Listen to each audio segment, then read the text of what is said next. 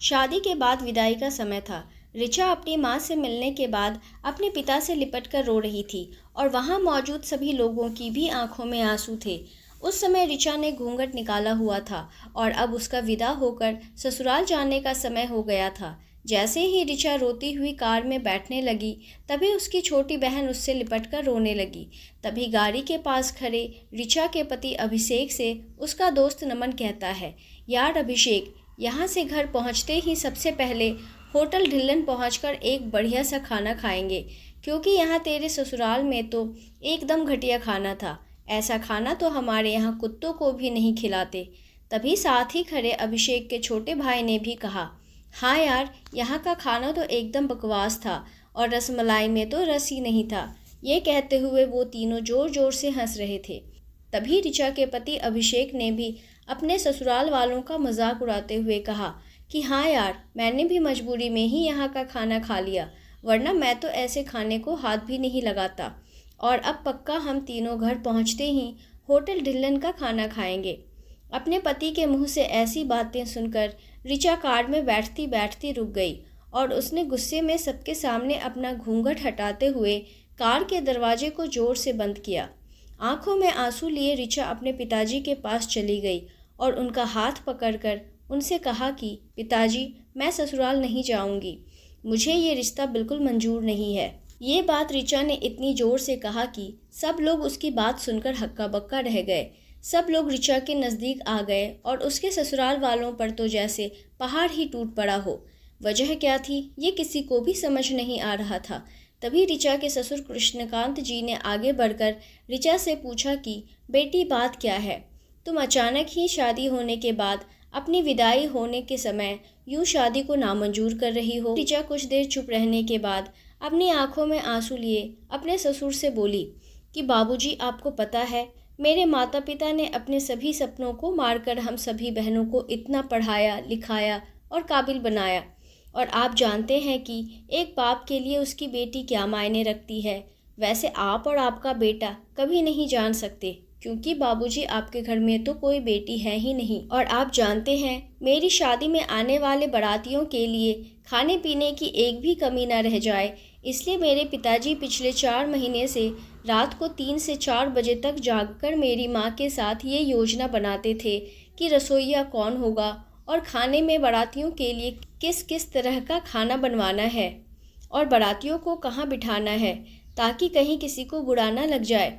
और शायद आप नहीं जानते कि मेरी माँ ने पिछले साल से एक भी नई साड़ी नहीं खरीदी, क्योंकि मेरी शादी में पैसों की कोई कमी ना हो जाए।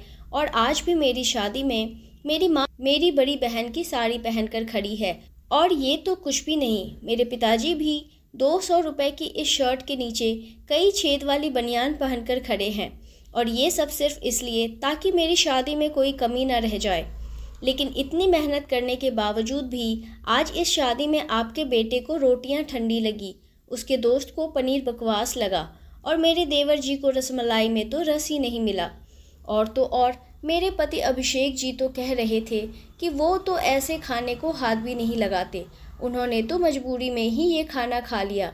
अगर सब कुछ इन्होंने मजबूरी में ही खाया है, तो इसकी क्या गारंटी है कि मुझसे शादी भी ये अपनी खुशी से ही कर रहे हैं।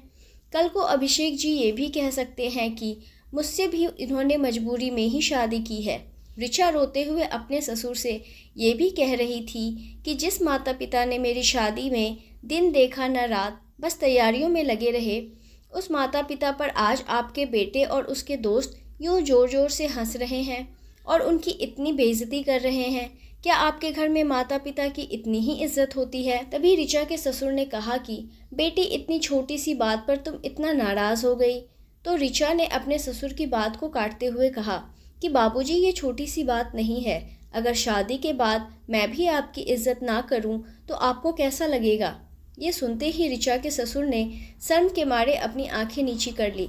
तभी ऋचा ने कहा, लेकिन बाबूजी, आप चिंता ना करिए, हमारे अंदर हमारे अच्छे माता पिता के संस्कार हैं। किसी की बेइज्जती करना, ये सब हमारे माता पिता ने हमें कभी सिखाया ही नहीं है।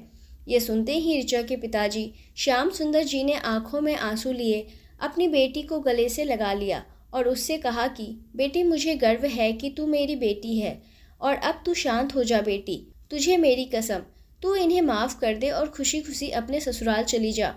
तभी ऋचा का पति अभिषेक भी ऋचा के पिताजी और ऋचा से हाथ जोड़कर माफ़ी मांगता है और ये कहता है कि बाबूजी, मुझे माफ़ कर दो, सारी गलती मेरी ही है, लेकिन आज आपकी बेटी ने मुझे एक पिता की इज्जत करना सिखा दिया। आज के बाद मैं हर किसी के माता पिता की हमेशा इज्जत करूँगा। उसी वक्त ऋचा के ससुर कृष्णकांत जी भी आगे आकर अपनी बहू ऋचा के सर पर हाथ रखकर कहते हैं कि मैं तो बहू लेने आया, लेकिन ईश्वर बहुत कृपालु है, उसने मुझे बहू के रूप में एक बेटी दे दी, और वो भी इतने अच्छे संस्कारों वाली, जो कि माता पिता का इतना सम्मान करती है।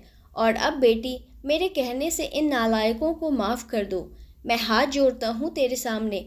तभी ऋचा अपने ससुर जी के दोनों हाथों को पकड़ लेती है और कहती है कि नहीं बाबूजी, आप मेरे पिता के समान हैं, कृपया आप मेरे सामने हाथ मत जोड़िए।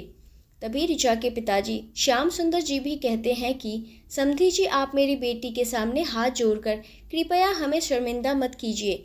मेरी तो आपसे बस इतनी ही प्रार्थना है कि मेरी बेटी को अपनी ही बेटी समझना, और इससे कभी कोई गलती हो जाए तो इसे माफ़ कर देना। तो कृष्णकांत जी ने अपने समधी श्याम सुंदर जी का हौसला बढ़ाते हुए कहा कि आप बिल्कुल चिंता मत करिए, बल्कि अब तो ऋचा बेटी ही हमारे पूरे घर को संभालेगी, और अब ये ही हमारे घर की लक्ष्मी है। ये सुनकर ऋचा के पिताजी बहुत खुश हो जाते हैं और अपनी बेटी को खुशी खुशी विदा कर देते हैं। ऋचा अब राजी खुशी अपने ससुराल रवाना हो गई थी और अपने पीछे छोड़ गई थी आंसुओं से भीगी हुई अपनी माँ और पिताजी की आंखें, और अपने पिता का वह आंगन जिस आंगन में कल तक वह खूब हंसती खेलती थी। आपको यह कहानी कैसी लगी हमें कमेंट कर ज़रूर बताएं। नई कहानी सुनने के लिए हमारे चैनल को सब्सक्राइब करना ना भूलें।